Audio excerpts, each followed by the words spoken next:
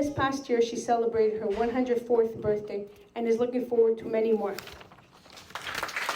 That's what it sounded like at the Donald Berman Jewish Eldercare home in Montreal on Lavoie Street to celebrate a milestone, the birthdays of a record number of residents who have lived to be 100 years old or even older.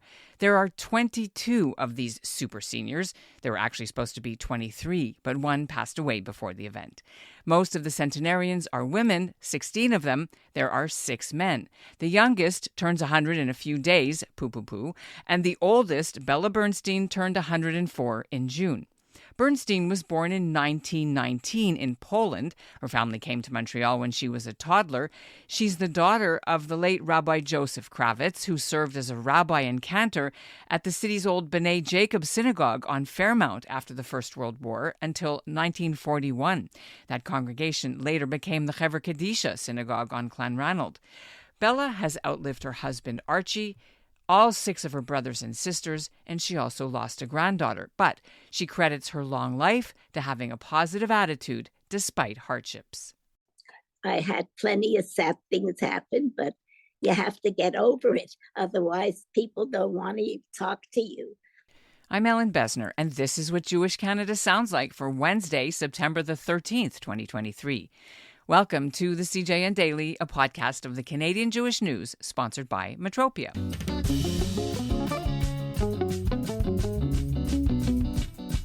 The Jewish Eldercare Center has been holding annual parties for their centenarians for years, but these were halted, of course, during COVID, when nearly 60 residents there died of the virus. This year's celebration is the first one back. Bella Bernstein caught COVID too early in the spring of 2020, before vaccines, and she spent a month in the Jewish General on oxygen. But she survived. By her own account, Bernstein has had a remarkable life. She sang professionally around the city until she finished high school and went out to work. And then when she was 18, she married an older American man, Morris Bernstein, who everybody called Archie, and they settled in Brooklyn, where the couple had 2 daughters. The family eventually moved back to Montreal. Archie was in the hat business. He later worked in sportswear, and she stayed home.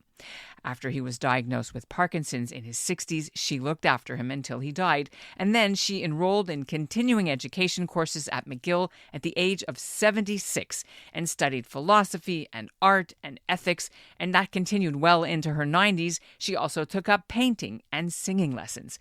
I had the pleasure of speaking with Bella Bernstein, and our interview is coming up after this message. Beth David Hebrew School is now accepting new students. One of Toronto's most dynamic, egalitarian, conservative congregations is offering personalized Hebrew lessons, hands-on learning, exciting field trips, and small group activities, all with a hot dinner included. This is Jewish exploration that will last your children a lifetime. Classes run weekly on Monday nights from 5 to 7:15 p.m., starting September 18th. To learn more and enroll, visit bethdavid.com or email Adina, that's ADINA, at bethdavid.com. And joining me now from Montreal via Zoom and through her iPad is Bella Bernstein. She's also with her daughter Harriet Segal, who is 78, and Josie di Benedetto, the recreation and leisure coordinator who arranged the seniors' birthday party. It's nice to meet you. Nice to meet you. We're speaking a few days before the event that they're planning. What do you know about this event that they're hosting for all the people over 100? Well, I think it's very nice. It should be nice. Are you going to have to make a speech? I hope not.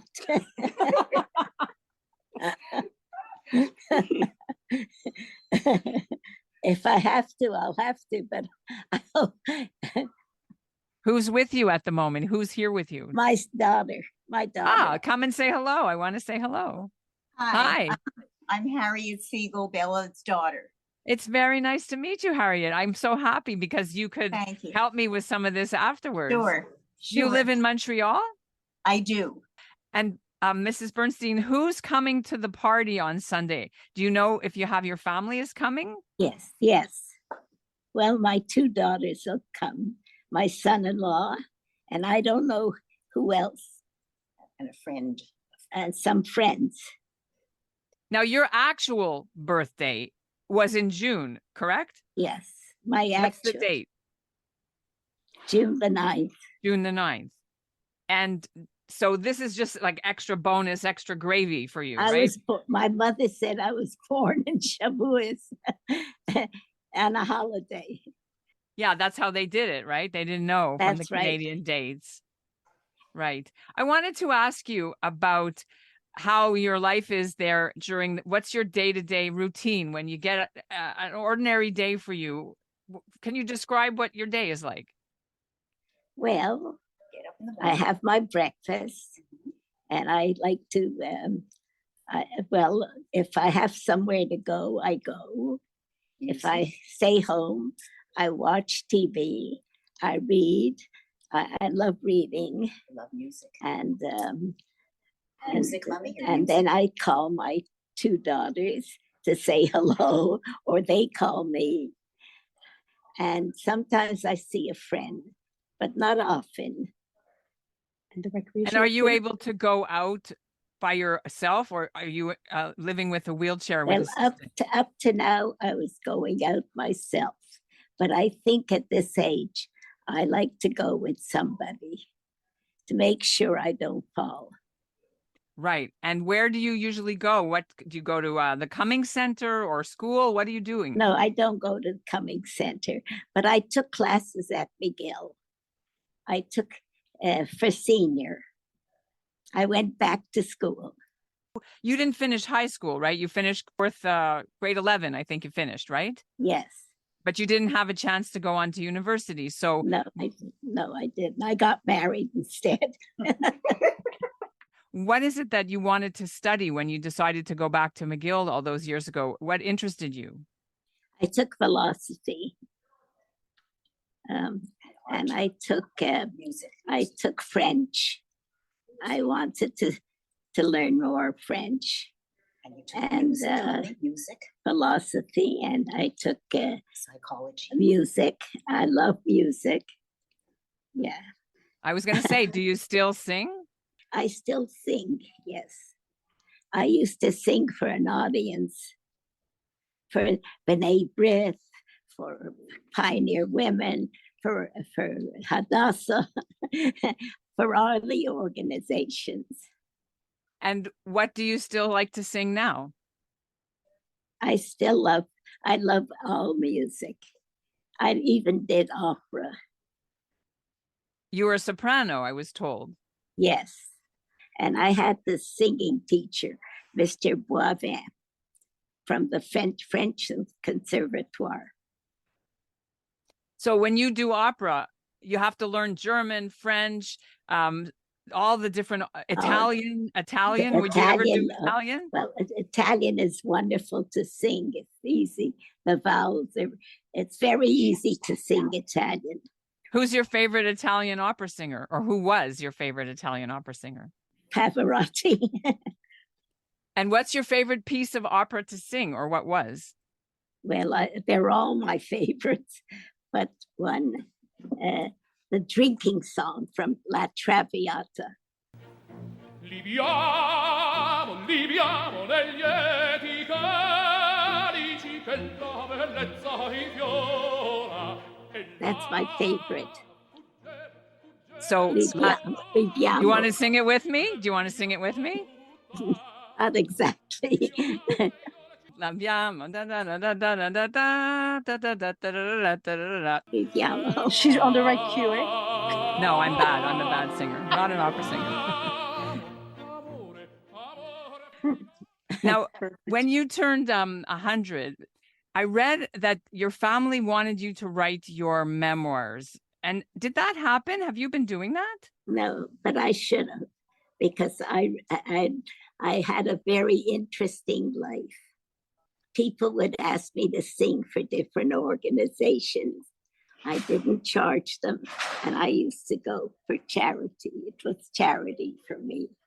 Yeah. And I love singing. And my teacher, Mr. Boivin, used to come, but he got paid. And your life has been so interesting, but you've also had some big losses. You've lost your husband brothers, sisters, your brother young, a granddaughter, a son-in-law. It's been Yes. a hard last few years has been very hard. Yes, very hard. My condolences on and Hazel, your sister-in-law, died just before you got sick, right? At least they're with God. I have to think that. With so many tragedies, how do you continue on? But how did you put one foot in front of the other? Because I thought they're with God and they're in a good place and they're looking after me. I think. How important to you is your faith and your religion now? Are you a religious person? Yes, I am. My father was a reverend of a big synagogue. Yes. Which later became amalgamated. And when he made a wedding, I sang Because of Oh Promise Me in those years. If I get paid, it was nice. If I didn't, I did it for nothing. But in those days, women didn't have the opportunities that they do now. Yes, I know. Right. But it was nice. And I went to Madame Donalda because she was a voice teacher and she ran a class. So I joined her class. And when I used to sing, I would pick a Hebrew song and she was so excited I'd bring my music because she doesn't have Hebrew music. Mm-hmm. I want to ask you a bit about your husband and your late husband and how you met. I was researching you before, and I found your wedding license on the internet from 1938. June 1938, and it says on it, under legal age, but with father's consent.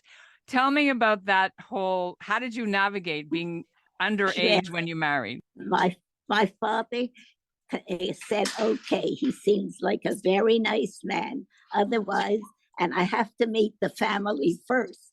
He had to go to New York to meet the family. He was American. But they all cried when I left. It looked like I was going to Europe.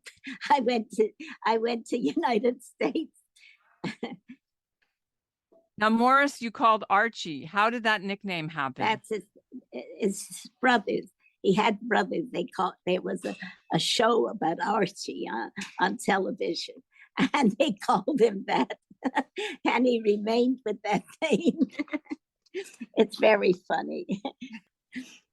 Now, he was a lot older than you were. He when was you got 10 married. years old. Mm-hmm. He said he won the lotto when he married me. Good. How did you navigate that age difference? Because you were just out of high school and he was already in his 20s. Lucky. I was very lucky. He knew I was very young and he considered all that. He seemed to teach me a lot in my life. Yeah. I see. Okay. And then after your father passed away very suddenly, you came home to Canada. Was that the reason you came back, is because your mom was alone? No, not because of that. Because my husband was in the hat business, and the Pope came out with saying that they can go to church without a hat, and his business went right down. So he changed his profession. He went into sportswear, which he did well. Mrs. Bernstein, when you came back to Montreal with your family after you lived in New York, did you work in Montreal when the kids were growing up? No, I didn't work. No more. I didn't work. But you say you like to read and watch TV. What do you like to watch? You watch the news, or you watch certain shows? Tell us what you watch. Yes, I like the news. I like dramas. I like everything. Music, mostly music. Mm-hmm. What do you listen to? The Montreal Symphony Orchestra ever? Of course.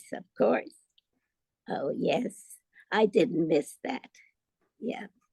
And now I want to ask you about your health, if I may. And I know you had a long time in the hospital with COVID. Did that have any lasting effects Or did you I'm recover fine. completely? I picked up a germ and I got to the hospital.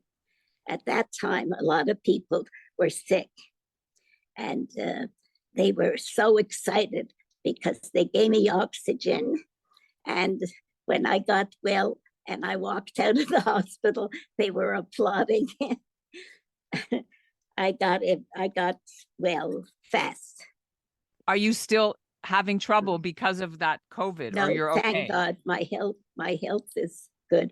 I live a very peaceful, good life. Don't eat junk food. Not at all? I hear you didn't drink or smoke either. Sometimes a hot dog.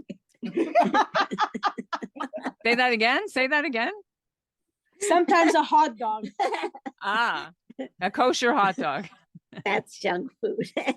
What do you take on your hot dog? Mustard, ketchup? What do you take? Oh, I like a little mustard or a little ketchup. I don't know if you are aware that there's like 23 people in the Donald Berman Eldercare that are over 100. Do you know that? Yes, I do. How do you explain that? Well, they must have had good life, because if you have a good life, you live long. What about genes? Some people say it's genes, right? The Sometimes genes. it's genes. Are you able to exercise? Do you exercise?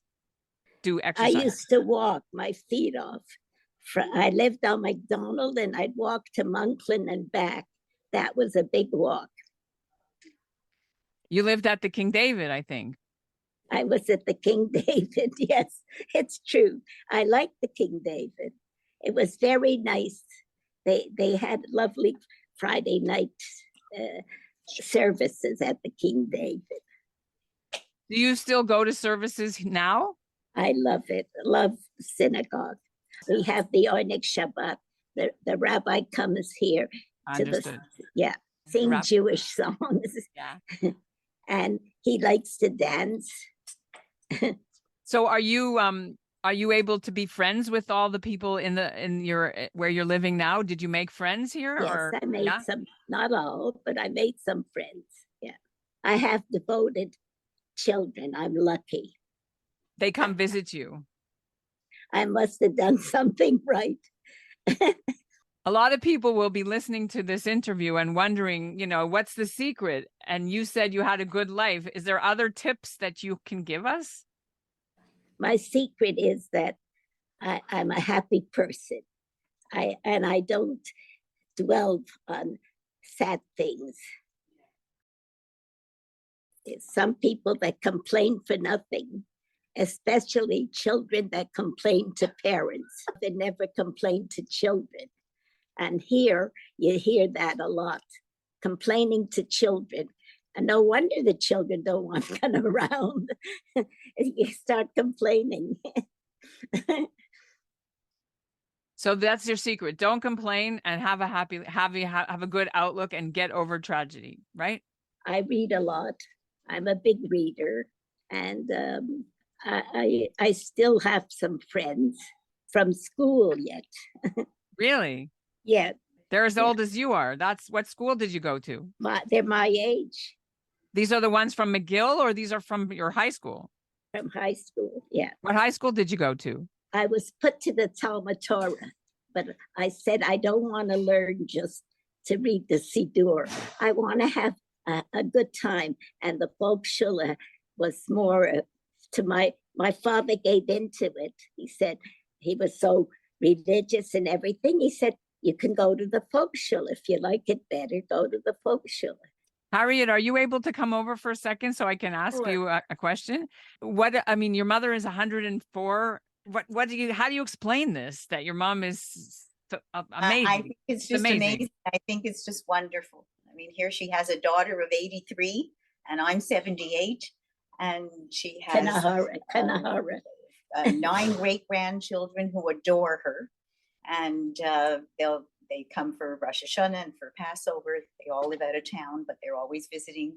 And it's just amazing. She is amazing, but she's always been. She's had tons of energy, and she always did, even into her 90s. She was still going for courses at the Chabad and at McGill. And she loves art. She painted on china and did beautiful work on that. And we all have a piece, a plate or a vase or something that she did. And she always used her mind, and nothing was too much for her. And are you going to hope to have her at your house for Rosh Hashanah? Well, we're all getting together. Yes, we're all getting together. We do for all both families. We used to come to me. I did the big cooking. Yeah. But now she, I go to them. she comes to us. That's right. Right. So where are you going to have it this year? No, we're having it at a restaurant this year because we're 23 people. Nobody can accommodate. That's a lot. That's beautiful. I'm very lucky to have two wonderful daughters and two wonderful son-in-laws. Mm-hmm. Okay, so maybe you can turn the camera to yourself now, Josette, just to end up and tell me a little bit about, you organize one of these every year, but this year there's 23 residents. 22. Oh, 22. Did you? Yeah. Yeah. Sorry. Yeah. Yeah. So this started back 12 years ago, from an idea that I had, and I asked, I go, can we do something special? There's 22 residents, and it came out to PowerPoints with baby pictures of the residents growing up. I called every family member to get a life story, and it was such a success that we did it every year, except for COVID. So we took a 3-year break. So our highest number ever was 22, and our lowest number was 9 residents at one point. And are they all women? Mostly women. Is that the normal sort of what you've seen in your experience? It's Yes. The women live the longest. Why do you think that women is? do? Because we drive the men crazy. Right? Women live longer than men. Why? I think they work harder. We work harder, she said. Mrs. Bernstein, I'm going to thank you for your time and wish you a mazel You're tov. welcome. It was You're an honor to speak to you lovely and your girl. family. I'm glad to meet you. It was my pleasure. It was my pleasure. Thank you for Thank being on you. our show. Bye. And that's what Jewish Canada sounds like for this episode of the CJN Daily, sponsored by Metropia. Integrity, community, quality, and customer care. Today's listener shout-out also goes to David Kucer. He turned 100. He's one of the residents at the Jewish Eldercare Center, and I know him. He's a Second World War veteran, and he had business in the manufacturing of miniature swords and firearms for collectors. He did this work well into his 90s. Thanks for listening to the CJN Daily, everyone. Have a happy and healthy and sweet New Year.